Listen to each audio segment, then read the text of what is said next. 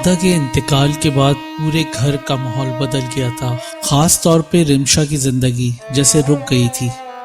وہ دن رات غمگین رہتی، نہ کچھ کھاتی نہ پیتی۔ اکثر دادا کے کمرے میں جا کے ان کی جائے نماز اور تسبیح پکڑ کر روتی رہتی۔ دادا آپ ہمیشہ کہا کرتے تھے کہ نماز سے دل کو سکون ملتا ہے، لیکن آپ کے بغیر تو میرا دل ہی ٹوٹ گیا ہے۔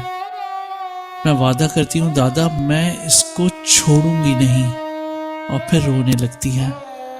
کچھ دن ایسے ہی گزر گئے، لیکن ایک رات جب وہ اپنے کمرے میں بیٹھی تھی، اس نے دل میں ایک فیصلہ کیا، میں دادا کی موت کا بدلہ لوں گی اس چڑیل سے جس نے ہمارے گھر کو برباد کیا ہے۔ اگلے دن وہ کمرے میں تھی، قرآن سامنے کھلا ہے اور رمشا باوضو بیٹھی ہے۔ والدہ کمرے میں آتی ہیں اور بولتی ہیں، بیٹی تم نے کب سے اتنی پابندی سے قرآن پڑھنا شروع کر دیا؟ دن رات بس پڑھتی ہی رہتی ہو۔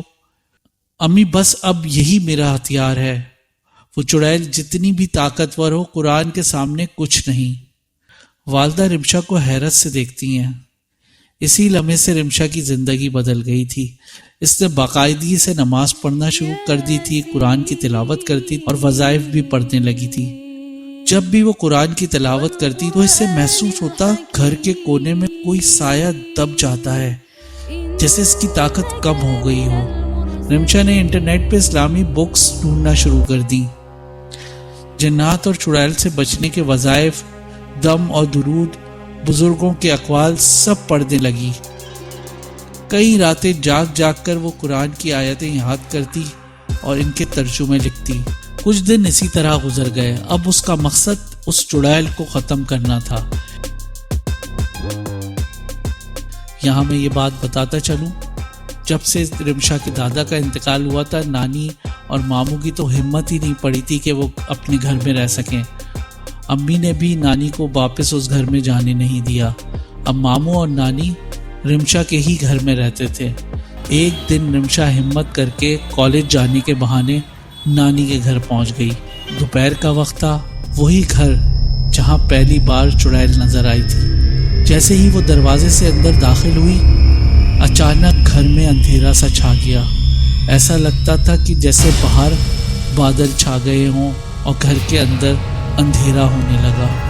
دروازہ خود بخود بند ہو جاتا ہے، اندھیرا چھا جاتا ہے اور کمرے میں خوفناک ہنسی کی آواز گونجتی ہے۔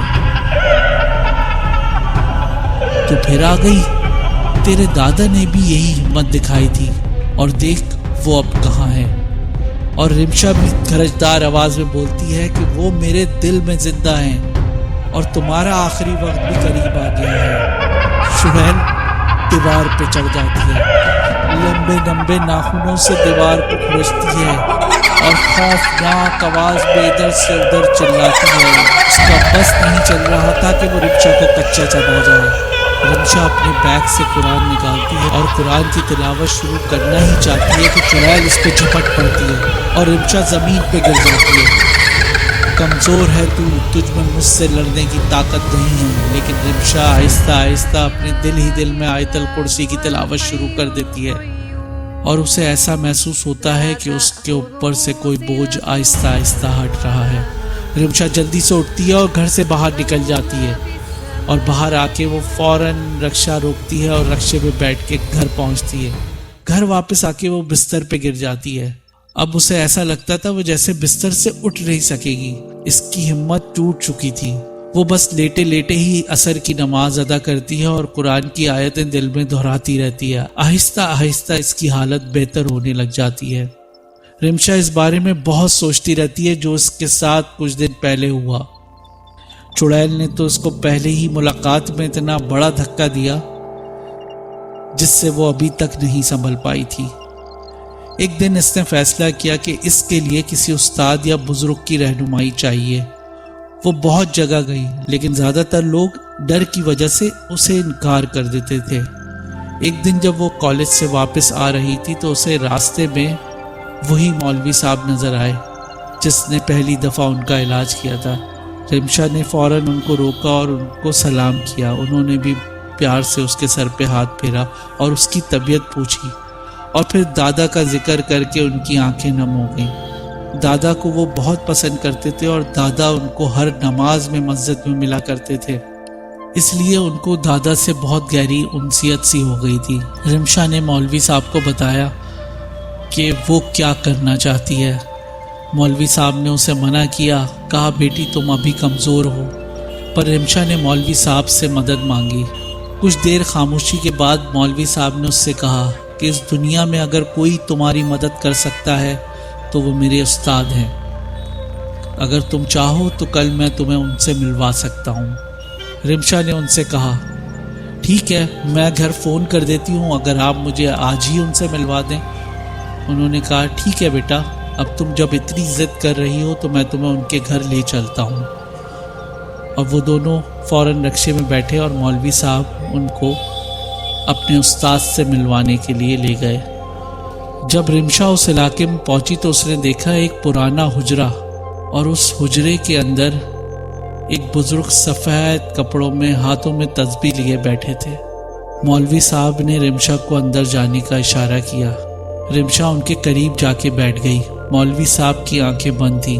رمشا نے کہا بابا جی مجھے آپ کی مدد چاہیے، میرے دادا کو ایک چڑیل نے مار دیا ہے، مجھے اس سے بدلہ لینا ہے، جس نے میرے نانا کے گھر پہ قبضہ کیا ہوا ہے، مجھے اس سے بدلہ لینا ہے۔ بزرگ سخت لہجے میں بولے بیٹی یہ کھیل نہیں ہے، جن اور چڑیلے انسانوں کو نیست و نابود کر دیتے ہیں، تم ابھی بہت چھوٹی ہو۔ رمشا نے نم آنکھوں سے کہا چھوٹی ہوں مگر بے بس نہیں، میں اپنے دادا کی پوتی ہوں اور ان کی محبت مجھے ہمت دیتی ہے، اگر میں اس چڑیل سے نہ لڑی تو میرا خاندان ختم ہو جائے گا۔ بزرگ کچھ لمحے سوچتے ہیں پھر نم ہو جاتے ہیں۔ ٹھیک ہے بیٹا، تمہارا عزم دیکھ کر لگتا ہے کہ تمہیں اللہ نے چنا ہے، یہ وظائف اور تعویذ لے جاؤ، لیکن یاد رکھو آخری وار ایمان اور نیت کا ہوگا، لفظوں کا نہیں۔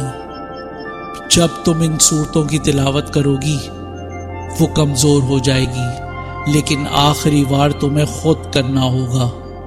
رمشا بڑے ادب سے انہیں سلام کر کے باہر نکل گئی۔ رمشا کے جانے کے بعد بزرگ نے پھر سے تسبیح ہاتھ میں لی اور آنکھیں بند کر کے پڑھنا شروع کر دیا۔ رمشا گھر تو پہنچ گئی، لیکن پوری رات وہ چڑیل سے جنگ کے بارے میں سوچتی رہی، اور بزرگ نے جو اسے وظائف بتائے تھے ان کی تیاری بھی کرتی رہی۔ اگلے دن رمشا نے ہمت باندھی اور دوبارہ نانی کے گھر پہنچ گئی۔ جیسے ہی وہ گھر میں داخل ہوئی، چڑیل پہلے سے زیادہ خوفناک شکل میں سامنے آئی، کبھی دیواروں پہ رینگتی، کبھی چھت سے الٹی لٹک جاتی اور ہنستی اور زور زور سے ہنستی اور زور زور سے چلاتی۔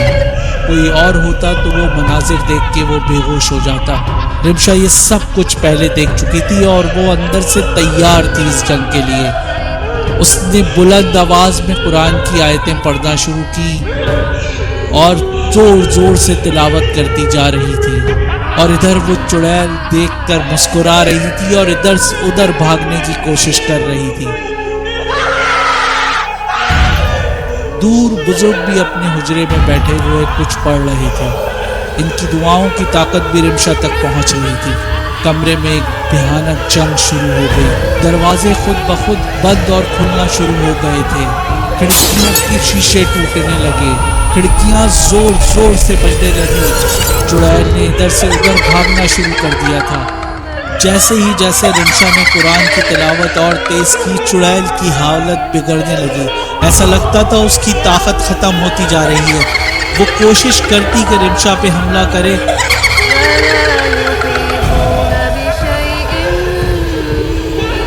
لیکن رمشا نے گھر میں داخل ہوتے ہی اپنے ارد گرد جو حصار کھینچا تھا، چڑیل کی اس کے قریب آنے کی ساری کوششیں ناکام ہو رہی تھی۔ وہ حصار کو پار نہیں کر پا رہی تھی اور زور زور سے چیخ رہی تھی۔ رمشا نے جیسے ہی قرآن کی تلاوت ختم کی، اس نے بزرگ کا دیا ہوا تعویذ زمین پہ رکھا اور ایک زوردار دھماکہ ہوا۔ چڑیل کی چیخیں پورے محلے میں سنی گئی۔ اس کے جسم میں جیسے آگ لگ گئی، آگ میں لپٹتی چلی جا رہی تھی، اور اسی آگ نے اسے آہستہ آہستہ راکھ میں بدل دیا۔ ایک زوردار ہوا کے جھونکے سے وہ پوری راکھ ہوا میں بکھر گئی اور رمشا فوراً زمین پہ گر گئی، مگر اس کی آنکھوں میں سکون تھا۔ پہلی بار اسے لگا کہ دادا کی روح خوش ہے۔ وہاں حجرے میں بھی بزرگ کے چہرے پہ ہلکی سی مسکراہٹ آ گئی۔ رمشا آہستہ آہستہ چلتی ہوئی کمرے سے باہر صحن میں آئی اور آسمان کی طرف نظریں اٹھا کے دیکھا۔ اس کی آنکھوں میں آنسو بہہ رہے تھے، مگر یہ آنسو غم کے نہیں تھے، سکون کے تھے۔ اور رمشا کے لبوں سے نکلا، دادا آپ جیت گئے۔